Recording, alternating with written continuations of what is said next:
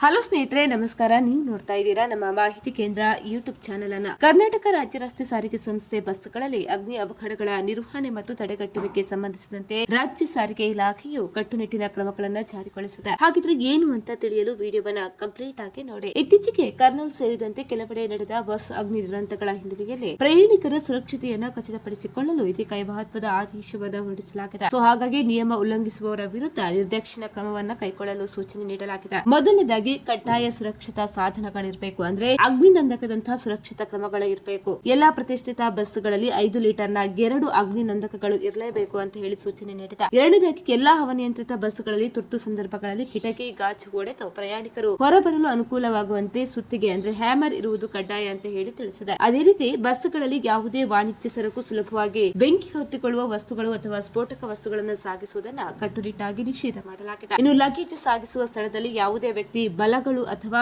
ವಿಶ್ರಮಿಸಲು ಅವಕಾಶ ನೀಡಬಾರದು. ರಾತ್ರಿ ವೇಳೆ ಚಾಲನಾ ಸಿಬ್ಬಂದಿ ಬಸ್ ಒಳಗೆ ಸೊಳ್ಳೆ ಕಾಯಿಲ್ ಹಚ್ಚುವುದನ್ನು ಸಂಪೂರ್ಣವಾಗಿ ನಿಷೇಧ ಮಾಡಲಾಗಿದೆ. ಹಾಗಾಗಿ ಪ್ರಯಾಣಿಕರು ಈ ಕ್ರಮಗಳನ್ನು ಅನುಸರಿಸಬೇಕು ಅಂತ ಹೇಳಿದೆ. ಇನ್ನು ಮೊದಲು ಲಭ್ಯವಿರುವ ಅಗ್ನಿನಂದಕ ಬಳಸಿ ಬೆಂಕಿಯನ್ನು ನಂದಿಸಲು ಕೂಡ ಪ್ರಯತ್ನ ಪಡಬೇಕು. ಸುತ್ತಿಗೆಯನ್ನ ಬಳಸಿ ಕಿಟಕಿಯ ಗಾಜುಗಳನ್ನು ಒಡೆದು ಪ್ರಯಾಣಿಕರು ಸುರಕ್ಷಿತವಾಗಿ ಹೊರಬರಲು ನೆರವಾಗಬೇಕು ಅಂತ ಹೇಳಿ ತಿಳಿಸಿದೆ. ಅದೇ ರೀತಿ ತಕ್ಷಣವೇ 101ಕ್ಕೆ ಕರೆ ಮಾಡಿ ನಿಖರ ಮಾಹಿತಿ ನೀಡಬೇಕು. ಜೊತೆಗೆ ಕೆಎಸ್ಆರ್ಟಿಸಿ ನಿಯಂತ್ರಣ ಕೊಠಡಿ ಸಂಖ್ಯೆ 7760990100 ಮತ್ತು ಮೇಲಧಿಕಾರಿಗಳಿಗೆ ತಕ್ಷಣ ಈ ಬಗ್ಗೆ ಮಾಹಿತಿಯನ್ನ ರವಾನಿಸಬೇಕು ಅಂತ ಹೇಳಿ ಸ್ಪಷ್ಟನೆಯನ್ನ ನೀಡಿದೆ. ಹಾಗಾಗಿ ಸಾರಿಗೆ ಇಲಾಖೆಯ ಸೂಚನೆಯ ಮೇರೆಗೆ ಬಸ್ ಚಾಲಕರು ಮತ್ತೆ ನಿರ್ವಾಹಕರು ಮತ್ತೆ ಸಹಾಯಕ ಸಿಬ್ಬಂದಿಯ ಸುರಕ್ಷತೆಯನ್ನು ಹೆಚ್ಚಿಸುವ ಉದ್ದೇಶದಿಂದ ಅಗ್ನಿಶಾಮಕ ದಳದಿಂದ ಶೀಘ್ರದಲ್ಲಿಯೇ ವಿಶೇಷ ತರಬೇತಿ ಅವಧಿಗಳನ್ನು ಕೂಡ ಆಯೋಜನೆ ಮಾಡಲು ನಿರ್ಧಾರ ಮಾಡಲಾಗಿದೆ. ಸ್ನೇಹಿತರೆ, ಮಾಹಿತಿ ಇಷ್ಟ ಆದಲ್ಲಿ ವಿಡಿಯೋಗೊಂದು ಲೈಕ್ ಅನ್ನು ಕೊಡಿ. ಅದೇ ರೀತಿ ಮತ್ತಷ್ಟು ಅಪ್ಡೇಟ್ಗಾಗಿ ನಮ್ಮ ಚಾನೆಲ್ ಅನ್ನು ನೀವು ಸಬ್ಸ್ಕ್ರೈಬ್ ಕೂಡ ಮಾಡ್ಕೊಳ್ಳಿ.